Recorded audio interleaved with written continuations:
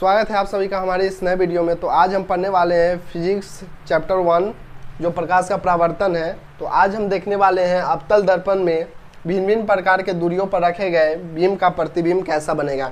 जब अवतल दर्पण को हम लोग भिन्न भिन्न दूरियों पर रखेंगे तो उसका प्रतिबिंब कैसा बनता है, तो हम लोग वो देखेंगे। तो हमारे पास क्वेश्चन है, जब वस्तु को फोकस एवं ध्रुव पर हो, जब वस्तु फोकस एवं ध्रुव पर हो तो क्या होगा। तो इसमें है अवतल दर्पण के सामने ध्रुव एवं फोकस के बीच क्या है, अवतल दर्पण के सामने ध्रुव एवं फोकस के बीच रखी गई बीम का प्रतिबिंब दर्पण के दूसरे तरफ बनते हैं। क्या है, दर्पण के दूसरे तरफ बनते हैं जो काल्पनिक सीधा और वस्तु से बड़ा बनते हैं। जैसे ये अवतल दर्पण हमने बनाया, जैसे ये अवतल दर्पण बनाया, ये क्या है, ध्रुव है और ये क्या है, ऐसे टकराएगा, ये फोकस है। तो ये क्या कर रहा है, वक्रता ध्रुव और फोकस के बीच जब कोई वस्तु, इसमें क्या कर रहा है, अवतल दर्पण के सामने ध्रुव और फोकस के बीच रखी गई बीम का प्रतिबिंब, ध्रुव और फोकस के बीच रखे गए बीम का प्रतिबिंब जब करेंगे तो दर्पण के दूसरे तरफ क्या कर रहा है, दर्पण के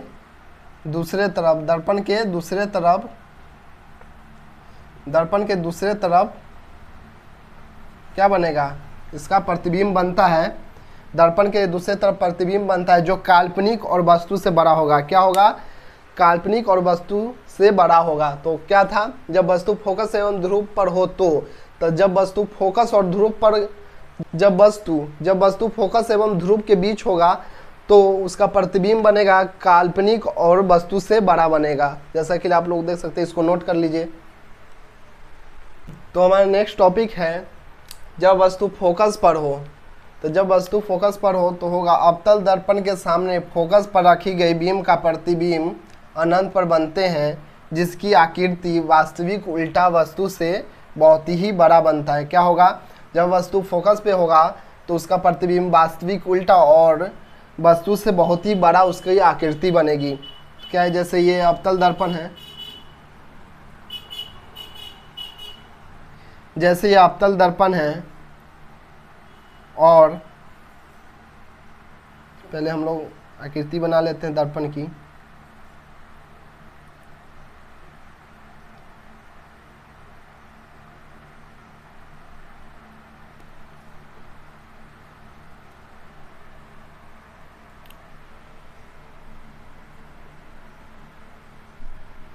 जैसे ये दर्पण है तो क्या कह रहा है, जब वस्तु फोकस पर हो, क्या हो, जब वस्तु फोकस पर हो तो उसकी आकृति क्या बनेगी, अनंत पे बनेगा। क्या बनेगा, अनंत पे बनेगा। तो इसकी आकृति कहाँ बनेगी, अनंत पे बनेगा। जब वस्तु फोकस पे हो तो उसकी आकृति अनंत पे बनेगा और उसका आकृति जो होगा वो वास्तविक उल्टा होगा जो बहुत ही बड़ा होगा। क्या होगा, बहुत ही बड़ा। तो ये हमारा था, इसका आप लोग स्क्रीनशॉट ले लें। तो हमारा नेक्स्ट क्वेश्चन है, जब वस्तु वक्रता केंद्र एवं फोकस के बीच हो। क्या हो, जब वस्तु वक्रता केंद्र और फोकस के बीच हो तो आइए देखते हैं। अवतल दर्पण के सामने फोकस पर रखी गई बीम का प्रतिबिंब अनंत एवं वक्रता केंद्र के बीच बनते हैं जिसकी आकृति वास्तविक उल्टा और वस्तु से बड़ा होते हैं। क्या है, जिसकी आकृति वस्तु से बड़ा और बड़ा बनता है। तो क्या है, क्या कह रहा है, जैसे ये अवतल दर्पण है और कह रहा है वक्रता केंद्र, क्या, वक्रता केंद्र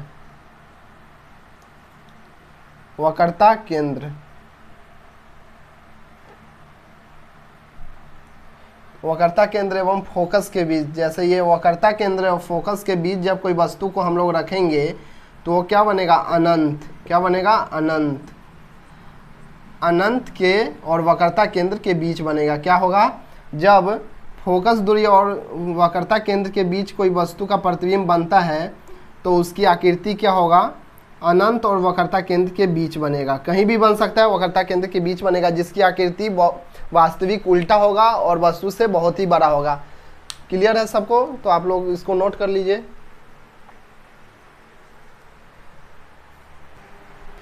तो हमारा नेक्स्ट क्वेश्चन है, जब वस्तु वक्रता केंद्र पर हो, जब वस्तु वक्रता केंद्र पर हो तो क्या होगा, अवतल दर्पण के सामने वक्रता केंद्र पर रखी गई वस्तु का प्रतिबिंब वक्रता केंद्र पर ही बनते हैं। क्या, जब वस्तु को वक्रता केंद्र पर, जब वस्तु वक्रता केंद्र पर हो तो उसका प्रतिबिंब भी वक्रता केंद्र पर ही बनते हैं, जिसकी आकृति क्या होगी, वास्तविक उल्टा और वस्तु के बराबर होगा। क्या होगा, जिसकी आकृति वस्तु के बराबर होगा। तो ये दर्पण है हमारा, ये हमारा दर्पण है।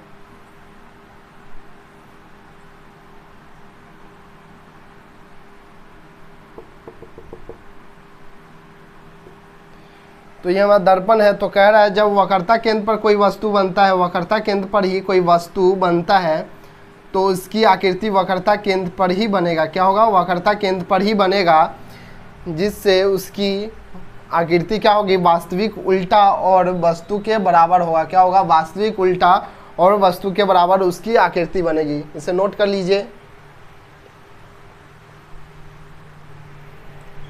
तो हमारा नेक्स्ट टॉपिक है, जब वस्तु अनंत एवं वक्रता केंद्र पर के बीच हो तो इसकी आकृति कैसी होगी।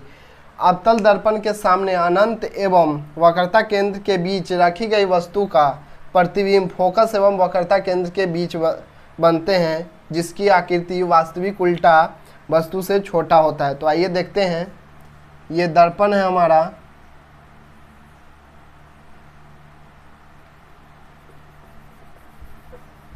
ये क्या है, दर्पण है हमारा, दर्पण है हमारा।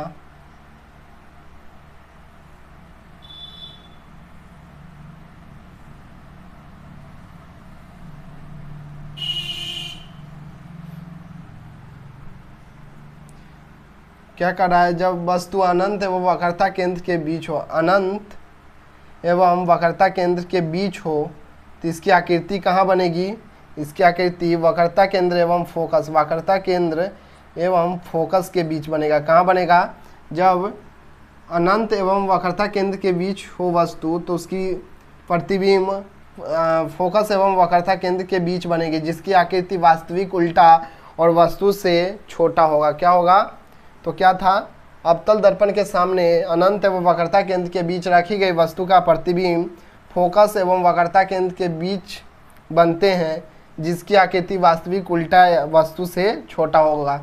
तो हमने पढ़ा था जब वस्तु वक्रता केंद्र एवं फोकस के बीच में होता वस्तु तो उसकी आकृति कहाँ बनती, वक्रता केंद्र और अनंत के बीच। जब वस्तु अनंत और वक्रता केंद्र के बीच में है तो हमारी आकृति कहाँ बनेगी, वक्रता केंद्र एवं फोकस के बीच। बस यही था, समझ गए, इसे नोट कर लीजिए।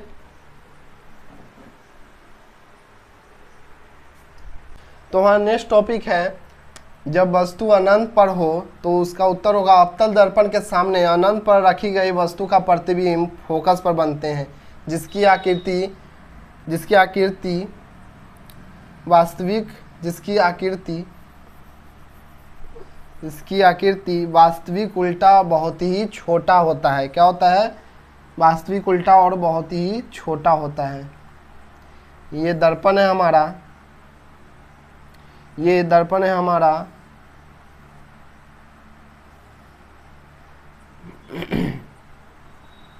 ये दर्पण है हमारा। तो जब फोकस पर, जब अनंत पर, जब वस्तु कहाँ अनंत पर होता है तो इसका प्रतिबिंब कहाँ होता है, फोकस पे बनता है। कहाँ बनता है, फोकस पर इसका प्रतिबिंब बनता है। जब वस्तु अनंत पर हो तो इसका प्रतिबिंब कहाँ बनेगा, फोकस पे। हमने देखा था जब वस्तु फोकस पे होता, जब वस्तु फोकस पे होता तो कहाँ बनता, अनंत पे।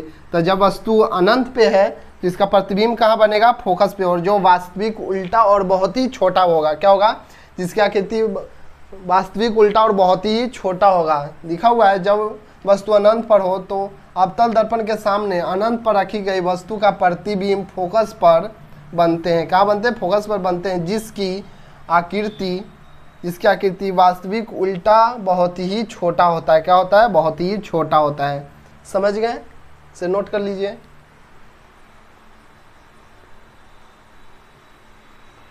नेक्स्ट टॉपिक है, जब वस्तु ध्रुव पर हो। क्या, जब वस्तु ध्रुव पे हो तो क्या हमारा दर्पण है, हमारा दर्पण है।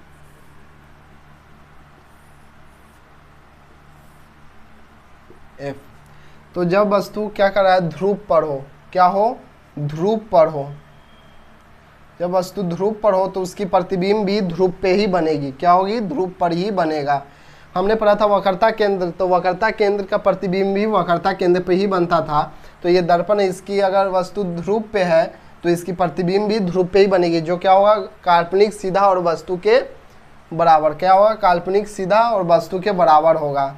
तो लिखेंगे हम लोग, तो हम लोग लिखेंगे जब,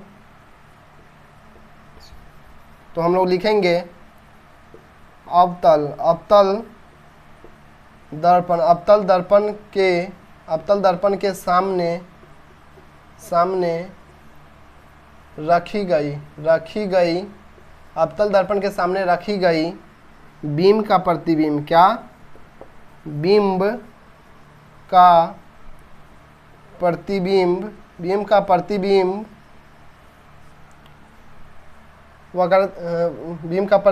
ध्रुव पर ही बनते हैं, कहाँ, ध्रुव पर ही बनते हैं, क्या होते हैं, ध्रुव पर ही बनते हैं, जिसकी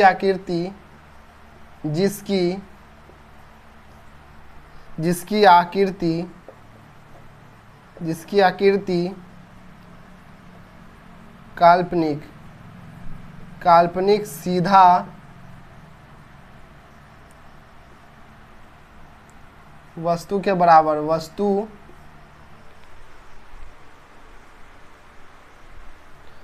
काल्पनिक सीधा वस्तु के बराबर बनते हैं। नोट कर लीजिए इसको। तो हमने 7 चैप्टर पढ़ा है, कितने, 7 टॉपिक हमने पढ़ा। इसमें से एग्जाम में कम से कम 1 या 2 क्वेश्चन हमेशा आएंगे, क्या, हमेशा 1 या 2 हमेशा आएंगे। तो इसे रिवीजन करना है। तो आगे हम लोग का तो हमारा नेक्स्ट टॉपिक है उत्तल दर्पण, अवतल दर्पण एवं कांच की पहचान कैसे करें। तो इसके लिए तीनों दर्पण के बीम का प्रतिबिंब बनाएंगे हम लोग, क्या करेंगे, इसके लिए तीनों बीम का प्रतिबिंब हम लोग बनाएंगे।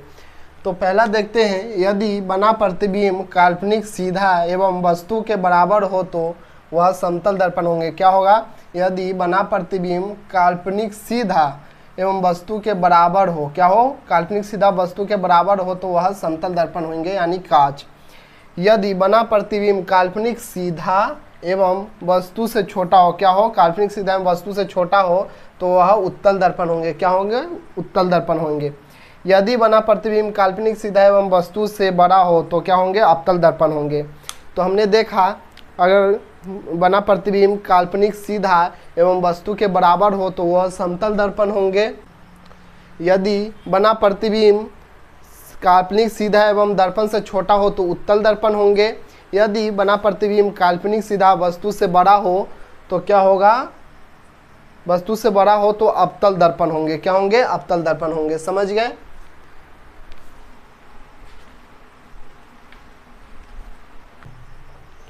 तो हमारा नेक्स्ट टॉपिक है आवर्धन किसे कहते हैं। प्रतिबिंब की दूरी तथा बीम की दूरी के अनुपात को आवर्धन कहते हैं। इसे कैपिटल एम, इसे स्मॉल एम से सूचित करते हैं, क्या कहते हैं, इसे स्मॉल एम से सूचित करते हैं आवर्धन। इसका प्रतिबिंब की दूरी, बीम की दूरी, अथवा इसकी अगला डिफिनीशन हम लोग दूसरा देखेंगे। तो प्रतिबिंब की दूरी है उसकी जगह ऊंचाई कर दे तो प्रतिबिंब की ऊंचाई तथा बीम की ऊंचाई के अनुपात को आवर्धन कहते हैं। तो इसका फॉर्मूला क्या हो जाएगा, प्रतिबिंब की दूरी है तो प्रतिबिंब की ऊंचाई तथा बटा बीम की दूरी हो जाएगा। समझ गए। तो आज हम लोग का फर्स्ट चैप्टर फिजिक्स का कंप्लीट हो गया और हम लोग इसके बाद इम्पोर्टेंट ऑब्जेक्टिव देखेंगे।